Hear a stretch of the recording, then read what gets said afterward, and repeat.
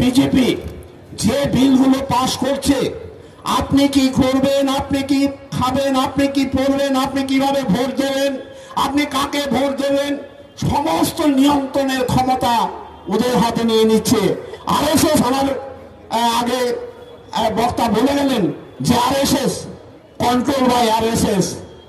এই ভারতবর্ষের পক্ষে, আপনার গণতন্ত্র, আমাদের এই গণতান্ত্রিক ভারতবর্ষের পক্ষে এক স্বৈরাচারী পদক্ষেপ, এক অগণতান্ত্রিক পদক্ষেপ।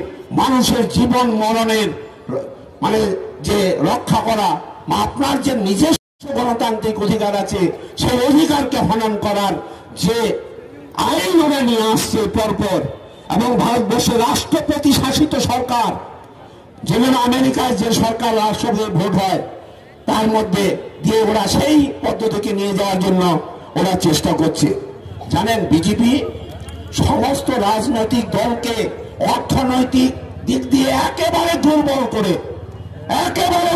করে ওরা নিজেদের ক্ষমতাকে ওরা জাহির করতে চাইছে। তাহলে এই যে 18টা বিল পাস হলো, আপনারা জানেন 18টা বিলের একটা কপি আমাদের কাছে নেই। কারণ আমাদেরকে যখন বহিষ্কার করা হলো 22 তারিখ পর্যন্ত, গত তারিখ পর্যন্ত বহিষ্কার আমরা ছিলাম, এবং তার মধ্যে আমাদেরকে কিছুই দেওয়া হলো না।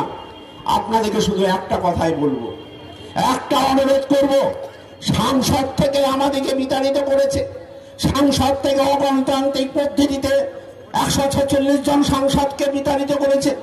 আপনারা কি করবেন? আপনাদের হাতে তো সেই সাংসদ জিনিস আছে, আপনাদের হাতে সাংসদের থেকে বড় ক্ষমতা আছে।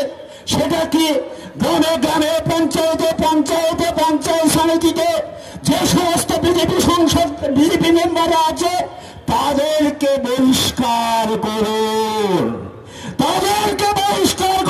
এলাকায় তাদের প্রবেশ নিষিদ্ধ।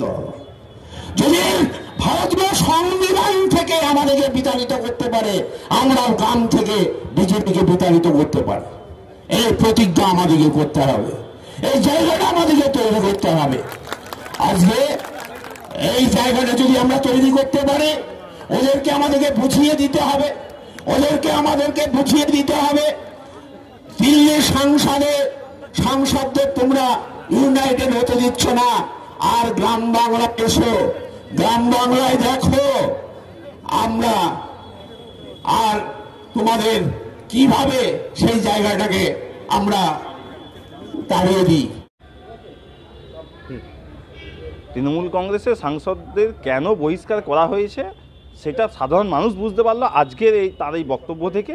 সুনীল মণ্ডল যে কথা বলছে, তিনি সংবিধান বিরোধী কথা বলছেন এবং গণতন্ত্রের বিরোধী কথা বলেছেন। আমরা বিজেপির পক্ষ থেকে তীব্র ধিক্কার জানাচ্ছি এই ধরনের মন্তব্য করা উচিত নয়, সেটা এই জ্ঞানটুকুই ওনার নেই। আসলে উনি তো এবারে টিকিট পাচ্ছেন না, এটা নিশ্চিত হয়ে গেছে। তাই কোথাও যেন প্রচারের আলোয় থাকতে এবং তৃণমূলের নেতৃত্বকে খুশি করতে এই ধরনের মন্তব্য করে প্রচারের আলোয় আসার চেষ্টা করছেন, এছাড়া অন্য কিছু নেই ওনার মধ্যে। আপনার নাম? মৃত্যুঞ্জয় চন্দ্র।